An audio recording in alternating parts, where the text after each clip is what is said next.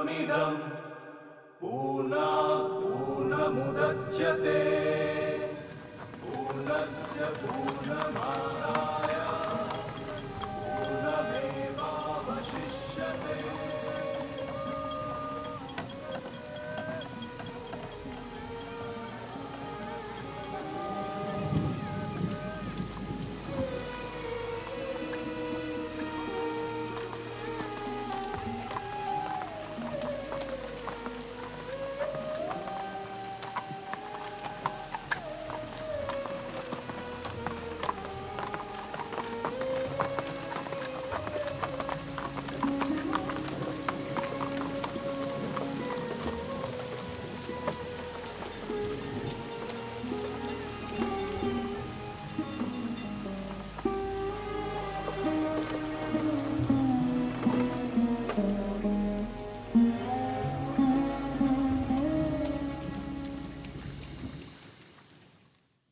कुछ तो अलग है गौर मोहन बाबू में। पुलिस हमें बलपूर्वक सुधारने की कोशिश करती है तो उससे हमारा अपमान होता है। अगर एक प्याली चाय पी लेने से भारतवर्ष का अपमान हो जाता है तो भारत को ऐसे अपमान की जरूरत है। बिनोय तुझे बहुत मानता है, लेकिन एक गोराई है जो हिमालय की तरह खड़ा हुआ है और गरज रहा है कि आत्मन वृद्धि।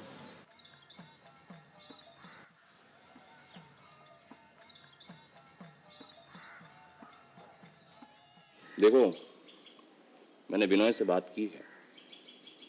तुम्हारा दोस्त है, दहेज मांगने का साहस नहीं कर पाएगा। आखिर तुम्हारी अंग्रेजी पढ़ाई का कुछ तो फायदा हो।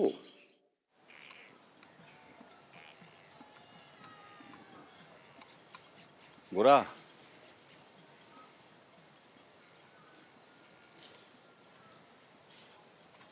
क्या हुआ? तुम बिनोय से मिले? दादा, बिनोय और सुषमुखी का विवाह संभव नहीं है। क्यों? क्या हो गया? क्या बिनोय राजी नहीं है? मेरी सहमति नहीं है। अरे, ये क्या नया झंझट है? कारण क्या है? दादा, बिनोय हमारे समाज में नहीं रह पाएगा। उसके साथ हमारे परिवार की लड़की का ब्याह असंभव। बाप रे बाप, बहुत हिंदूपंथी देखे हैं, पर तुम्हारे जैसा।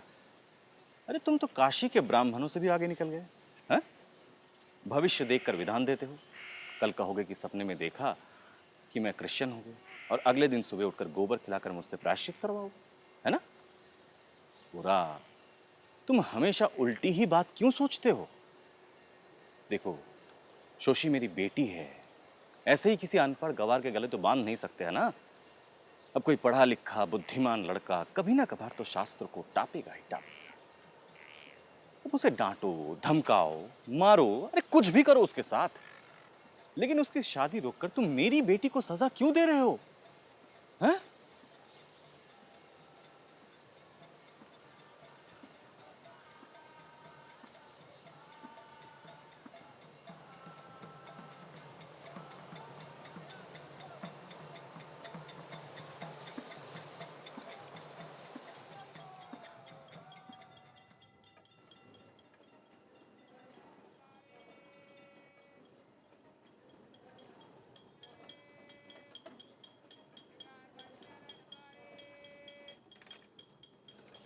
सुनिए,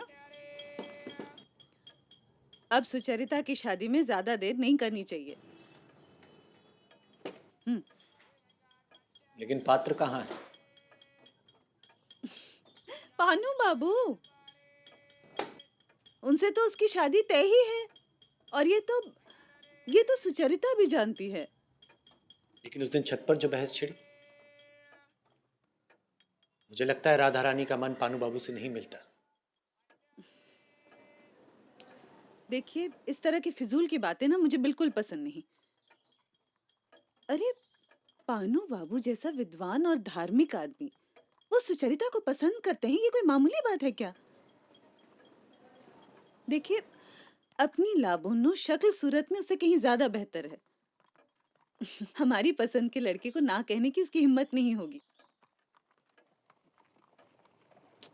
और आप इसी तरह अगर सुचरिता को सर चढ़ाते रहे ना, तो कल को उसके लिए लड़का नहीं मिलेगा।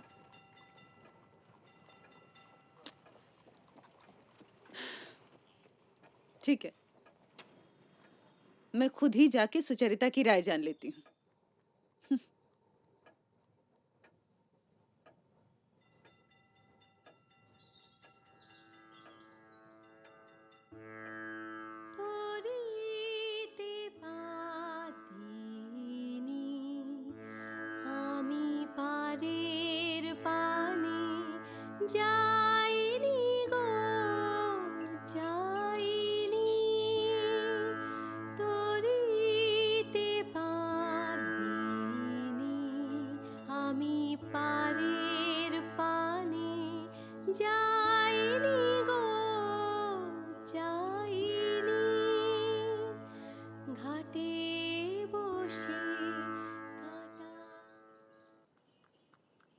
क्या हुआ माँ?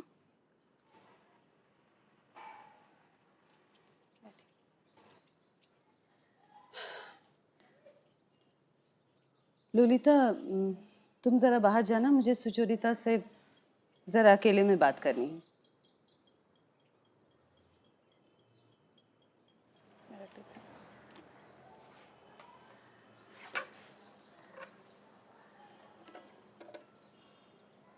कहिए माँ। तुमने तो अपने बाबा को चिंता में ही डाल दिया। क्यों? पता नहीं क्यों उन्हें लगता है कि तुम पानू बाबू को पसंद नहीं करती।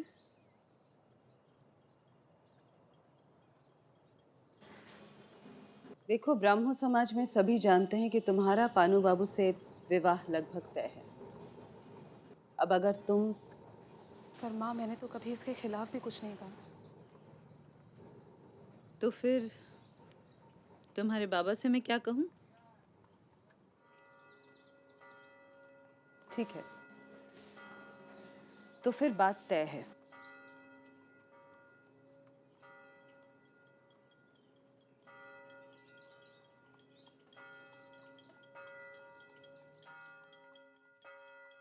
दीदी, तुमने एक बार बाबा से बात कर लेनी चाहिए।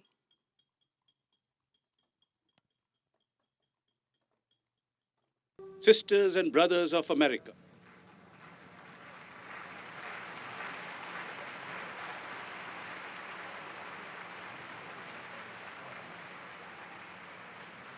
it fills my heart with joy unspeakable to rise in response to the warm and cordial welcome that you have given us. I thank you in the name of the most ancient order of monks in the world, and I thank you in the name of the mother of religions, and I thank you in the name of millions and millions of Hindu people of all classes and sects. और इसी संदर्भ में उन्होंने श्रीमद् भगवत गीता से 2 श्लोकों का उल्लेख भी किया है। पहला, जिस प्रकार नदी की विभिन्न धाराएं समुद्र में समाहित होती हैं, ठीक उसी प्रकार मनुष्य भी टेढ़े मेढ़े विभिन्न मार्गों से होता हुआ मेरे पास आता है। और दूसरा, मनुष्य किसी भी दशा में, किसी भी अवस्था में भिन्न मार्गों से होता हुआ जब मेरे पास आता है, तो मेरा प्रयास होता है कि मेरे द्वारा वो उसमें एकाकार हो सके। न्यूयॉर्क हेरल्ड कहता है कि निश्चय ही स्वामी विवेकानंद धर्म महासभा के सबसे महान व्यक्ति हैं। उन्हें सुनने के पश्चात हमें बोध हुआ कि हम कितने मूर्ख थे जो इतने महान देश में अपने मिशनरी भेज रहे हैं। आगे सुनो, वो कहते हैं कि स्वामी विवेकानंद ने न सिर्फ अपनी गवर्नमेंट वो आपकी माँ। तुम लोग अब चलो।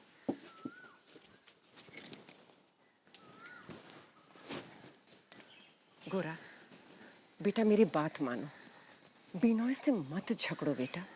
मेरी नज़र में तुम दोनों भाई जैसे हो, और तुम दोनों में मनमुटाव बेटा मैं बर्दाश्त नहीं कर पाऊंगी। माँ, लेकिन अगर वही मित्र बंधन तोड़ना चाहे तो मैं फिर उसे जोड़ने का प्रयास क्यों करूं? देखो बेटा, तुम दोनों के बीच में क्या हुआ है ये मैं नहीं जानती, लेकिन क्या तुम्हारी दोस्ती इतनी कमजोर है ये समझते हो कि वो बंधन तोड़कर चला जाएगा? 2 नाव में पांव रखने वाले के साथ मेरी नहीं निभेगी। उसे मेरी नाव से पांव हटाना ही होगा, चाहे उसमें उसे कष्ट हो या मुझे। आखिर हुआ क्या है? क्या अपराध किया है उस बेचारे ने? ब्राह्मण समाज में उसका आना जाना है, बस यही ना? माँ, ये लंबी कहानी है। इतने जिद्दी हो ना तुम गोरा, जिस चीज को पकड़ लेते हो उसे आसानी से नहीं छोड़ता है। अच्छा एक बात बता, अगर अविनाश पार्टी छोड़कर जाना चाहे तो क्या तू उसे ऐसे ही जाने देगा? तो फिर बिनोय को क्यों जाने दे रहे हो बेटा? वो तेरा परम मित्र है, इसलिए उसकी अहमियत कम है बेटा?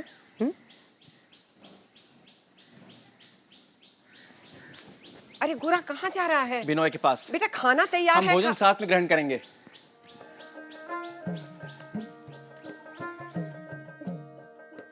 আমি কোথায় পাবো তারে আমার মনের মানুষ যে রে আমি কোথায় পাবো তারে আমার মনের মানুষ যে রে হারায়ে সেই মানুষে তার উদ্দেশ্যে আমি দেশ বিদেশে বেড়াই ঘুরে কোথায় পাবো তারে আমার মনের মানুষ যে রে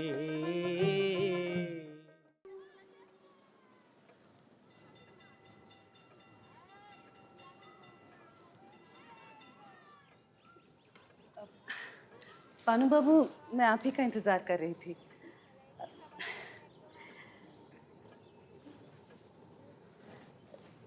देखिए, समाज में सभी जानते हैं कि आप सुचरिता से विवाह करेंगे, लेकिन आपने खुद कभी कुछ नहीं कहा। अगर आपका भी यही विचार है तो आप साफ साफ कह क्यों नहीं देते? जी, इसमें अब कहने वाली कोई बात ही नहीं थी। मैं तो बस उसके वयस्क होने का इंतजार कर रहा था। आप कुछ ज़्यादा ही सावधानी बरत रहे हैं। क्या ये काफ़ी नहीं कि सुचरिता की शादी की उम्र हो गई है? अब हिंदू धर्म में होती तो अब तक तो शादी हो भी गई होती।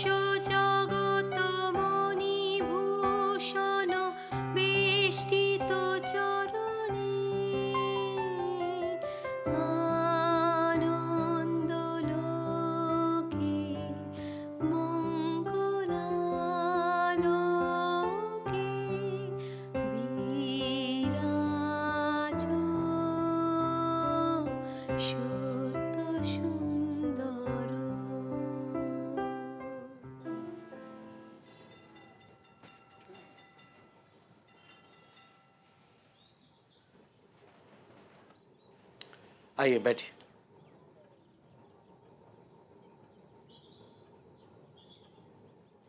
जी। परेश बाबू, समाज में मेरी और सुचरिता की शादी की बात चर्चा में है, तो इसमें देर क्यों की जाए? देखिए पानू बाबू, वयस्क होने से पहले लड़की का विवाह एक अन्याय है।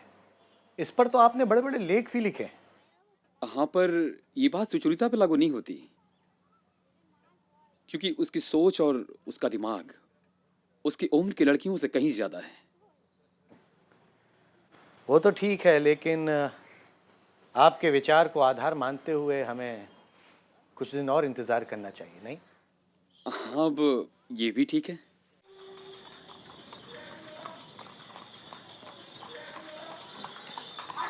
अरे अरे अरे अरे बच के बाबू, बच के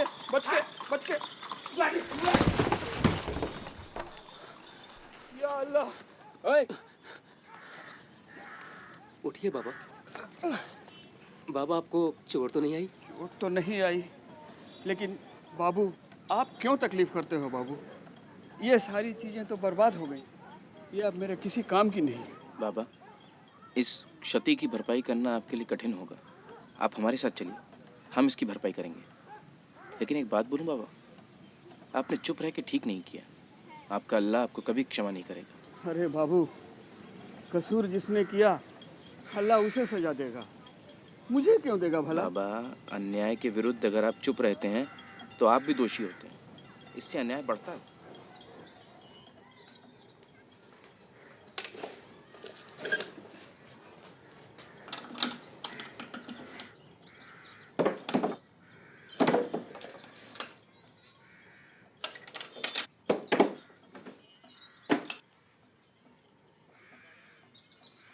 ये पैसे उनको दे दो। ये लीजिए पापा।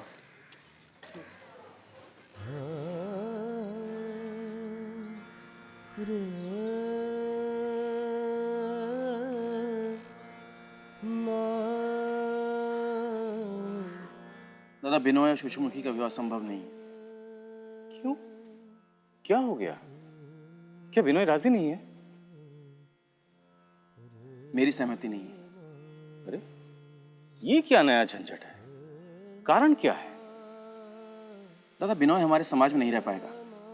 उसके साथ हमारे परिवार की लड़की का ब्याह असंभव है। दादा, आपने बुलाया? बैठो। क्या हो? बहुत संस्कारी हो गए।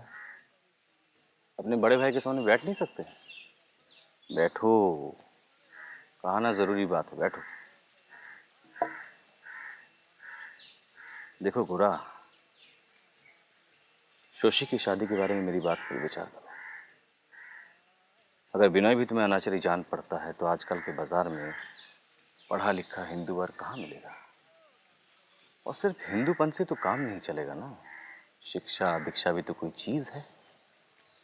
और बुरा, अगर पढ़ा लिखा वर्ग हिंदू संस्कारों के अनुसार ना हो तो इसमें कुछ भी बुरा नहीं है।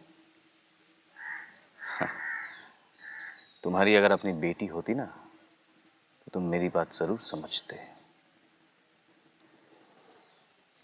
दादा, मैं बिनोय से पूछ के देखता हूँ।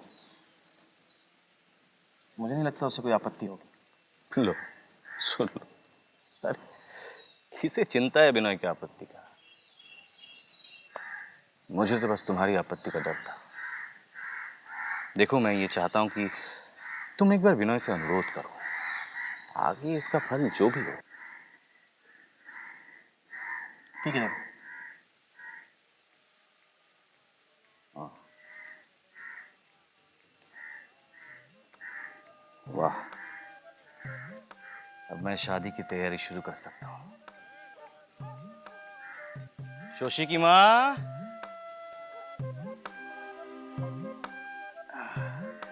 कहाँ गई तुम? दादा, आजकल उठते बैठते शोशी के साथ तुम्हारे ब्याह की बात कर रहे हैं। तुम्हारी क्या राय है? पहले ये बताओ कि तुम क्या चाहते हो? तुम मेरे मित्र हो, मुझे क्या आपत्ति होगी? पहले तो आपत्ति थी, हम दोनों अविवाहित रहेंगे ये तो तय ही था ना। लेकिन अब ये तय हुआ है कि तुम ब्याह करोगे, मैं नहीं।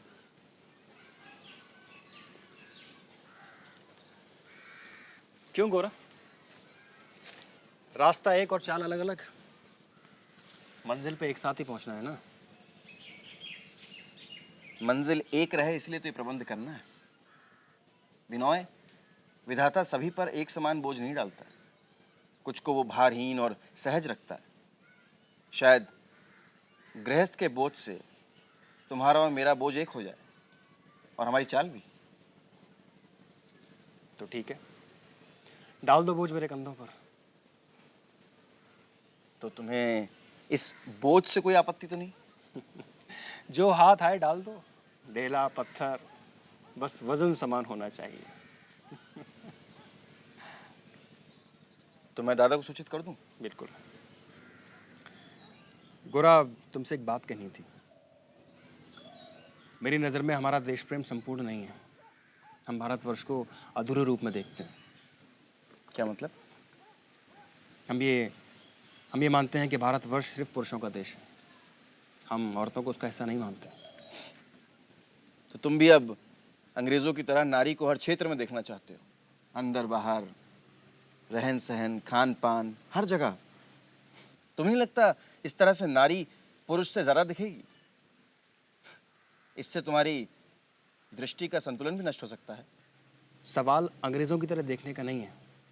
हम जब भी देश के बारे में सोचते हैं तो वहाँ औरतों का कोई वजूद ही नहीं है।